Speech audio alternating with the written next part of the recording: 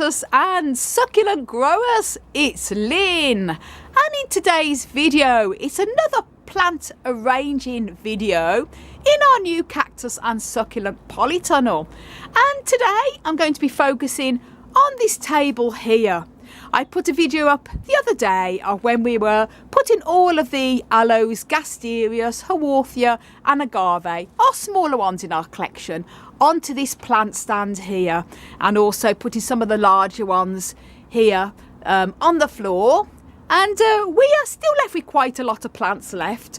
I've done a series of videos of putting all the different types of cacti away onto these tables here.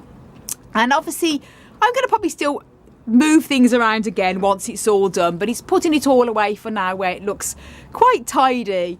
And some of our big giants, we're going to be tying this big one up. This is one that we couldn't put with all our other ones because we ran out of the tie wire for the garden tie wire. So this one is leaning temporarily on our larger cacti table, and then that's going to be hung up.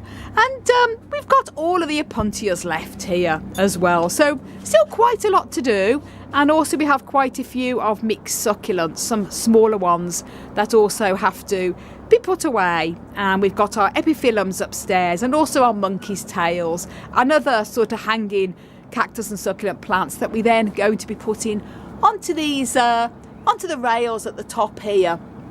So, but today's video is just going to be quite an easy one, and I'm going to be focusing here on all the cacti that's in this box.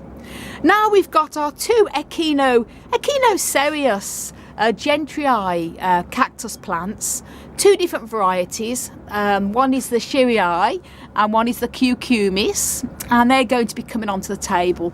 And here we have a Rebutia variety as well, like a type of Cleistocactus variety, and a mixture of mostly Echinocereus, commonly known as the peanut cacti, and also Rebutia, some Echinocactus and Cleistocactus. Pretty much a mixture of everything, and they're quite small growing ones, so there can be no problem here going onto this table. And I've got prepared, I have got my little bowl here with my brushes handy, and also the spray of the rubbing alcohol, because the Echinocereus peanut cacti are real mealybug magnets. So when we've been putting the plants away, I've been checking them really thoroughly, not only on their bodies but also underneath the pots and everything, to make sure there's no signs of mealybugs hiding. And I know I'm bound to find some here on these Echinocereus, because I always do. But the cleaner the cacti can be when they're put away, the better. So then, here we go. You know what I'm going to be doing today anyway, and let's get started. Now that's the first one on the table, and this is Hans's gorgeous Cleistocactus that he has had for many years. How many years, Hansi? Gosh, in the 90s I got it. Wow, in the 90s. Yeah, and it's a cross between Cleisto and another hairy one. So wow. But when the flowers come, it's 100% Cleisto. Oh, gorgeous. But it's a cross between not two Cleisto. It's Cleisto and another kind of cacti, and I don't remember now. No, because it's so much to remember. And the labels will come off, of course. Yeah. But that's perfect there, because it's quite a large one and it needs to lean over. So putting it in the middle there and then leaning over here gives it the support. And happy days. It was a cactus grower in Sweden who made the crossing. So wow. Yeah. So yeah, his own cross. It's only one of them. Wow, only one. So very unique and special. Mm. Now guys, totally off topic, but I just want to mention how amazing this new polytunnel is, because our old one on cold days, it took ages to get any heat into it. Now today it is 4 Celsius outside, and it's the middle of the day now, it's 1 o'clock. 4 Celsius outside. The heater obviously kicks in if it drops to 5 below, usually over night time. But look at the temperature in here, and it's a cloudy day, and at 4C it's 10 Celsius, nearly 11 Celsius, which is brilliant because this heats up during the day just from the clouds. It's brilliant, so much warmer in this one than our other one, and it's going to make a massive difference, saving on heat as well than our other one did, our old green one. So very happy with it. Now Hansi's just hung up that Trichocereus, the one tall one that we had to hang up. And that's a problem when you've got very overhanging tall plants and they're sort of bending. And we put this strong garden wire that has like it's made with metal inside. Yeah, it's and metal inside, yeah. Attached then to the metal ropes, aluminium ropes there at the top. And there's no way that's going to be falling over anywhere. So now back onto the table. Now that's our Echinocereus gentrii, and this is the cucumis one here, and this one is the Gentrii shearii, I think is how it's pronounced, and another Gentrii shearii there. Bit of a funny shaped one, but that's how they grow. This one's going to need repotted in the spring, obviously, or late winter, and that's them there. And these produce the most gorgeous of pink flowers, guys. It's absolutely beautiful, beautiful cactus flowers. And I love the shapes of these because they're just like little sausages, the way they hang. It's an awesome cactus. And then Hansi's Cleistocactus, as I mentioned, and then this is his Mauritia cactus, also a Cleistocactus type. And that's another hanging one there. So putting the bigger ones obviously on the table first, and then it gives us all an idea where we can fit all of the smaller ones going around. And as I mentioned, checking for beasts, you can clearly see there's a nest of mealybugs. And mealybug tends to not be such a problem, I find, during the winter, especially if cacti are kept in a coolish greenhouse. As I say, we keep our polytunnel between 5 and 6 Celsius. And it seems to slow down any beasts. And obviously I do keep on top of all beasts I can find during the winter months, but the cleaner they are now, and I put them away, the better. Other than that, looks pretty clean, the rest of it. Now this is what I've done so far. As I say, the Echinocereus is there, and Echinocereus adjustus. I've got that leaning over the Cleistocactus there, and some more Cleistocactus here as well. And these are my little cute Cleistocacti that I have grown from seed back in 2016. And I got the seed from my friend Martin, who lives in Dublin. So Martin, if you're watching this video, these are the little seedlings from the seed you gave me from your mother plant. And they are just absolutely gorgeous. Just look at how cute they are. Now that's all them cuties all put away there, and I've also put a couple more of the other Cleistocacti, the larger ones, all together there. I had them on the other table, but it looks better to group all the Cleistocactus together. And still plenty of space. And this is what we got left here to work with here. As I say, Camacereus, Rebutias, and a couple of Echinocereus smaller ones. So they're going to be easy, no problem fitting them on the table. Then I have another Cleistocactus here, and this one is one that sort of hangs down, so depends on how much space I got left. I may be able to put it onto the table so it trails down. But the next thing I'm going to start on is the Camacereus, commonly known as the peanut cacti. Now I just thought I'd show you this before I put it away. This is one of my larger growing Camacereus varieties. It's one I don't have the ID for, but it has very large bright flowers, and very different to the usual peanut cacti that flowers are quite small. But this is what past spider mite damage looks like. You can see the orange browny scab in there, and this had spider mite in the summer last year. And this here is all the new growth, all this green growth, so it made a good recovery. I like to use neem oil, horticultural neem oil, and with horticultural soap, and spray the cacti and succulents regularly with the neem oil during the spring and summer. It helps keep mealybug and spider mites at bay. But obviously in the winter months I don't like to use it because it tends to stay wet on the plants.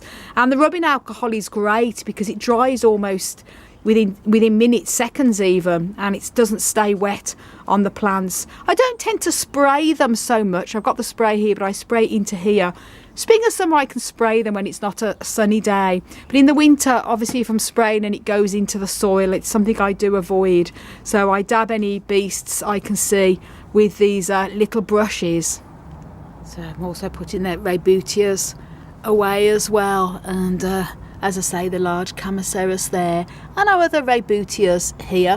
And I did, in the other video I did probably a week or so ago, when I was doing, couple of weeks probably now, when I was doing this table, I put some of the Rebutias that we have also here, because I'm not going in genus groups like I usually do. I've done something different with this new Polytunnel. I'll just show you our other Rebutias as well we've got here. Different ones of different types of Rebutias also. And a few jotted around. And you know me, guys, once this is all done, probably over the winter months, I'll be coming in here and rearranging again as well, because that's just something I love to do. But it's all putting them away for now, so they look pretty good and they can overwinter pretty much okay. I'll show you some of my larger Rebutias also there. They're all sort of doing really well. So I've got a few mixed around everywhere. So that's the other Rebutias. And this is just what we've got left with these ones, mostly sort of small ones as well. So I'm mixing them up with the Echinocereuses. Woohoo! Almost done. I'll just show you what is on here. I've got a mixture of some Echinocereus peanut cacti. These are the longer stemmed growing ones. So I've got these obviously trailing down on here. They're pretty awesome. And they have gorgeous ready flowers in the spring and summer.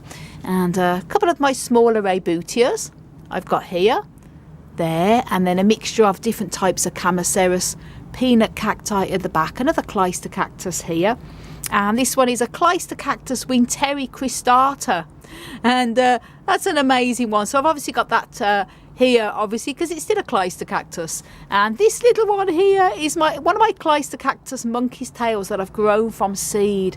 I'll just move this away so you can see it there. And it's one that I actually grown from seed from my mother plant.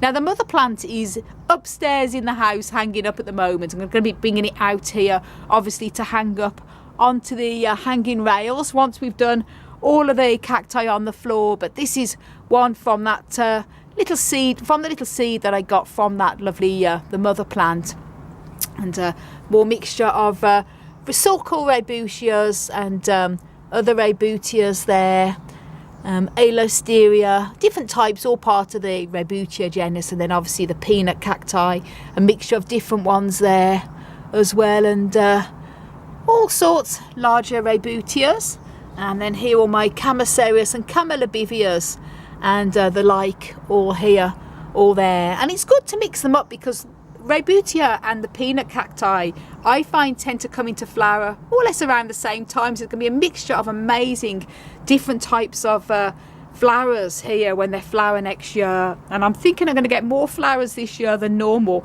because the amazing light levels in this Polytunnel compared to the green one, it's just amazing in here with the light. And these are my little Labivia seedlings, and these are a few years old now. As typical me, I wanted to pot these up this year. Never got round to it because I didn't have time, but definitely in the spring I'm going to be transplanting these little cuties. Woohoo! That's it all done, and I still have plenty of space left there, and that's going to be great, because I've also got quite a lot of succulents I need to put away, and mostly sort of crassulus and also Adramystus and a few other little odds and bods, as they say. And Dave Scott, my wonderful subscriber, if you're watching this, yes, I do have crassulus. I love them too. And we have some couple of very sort of large, well, 3 very large, beautiful jade plants as well, and also a jade golem. So we're going to find a nice spot to put them in.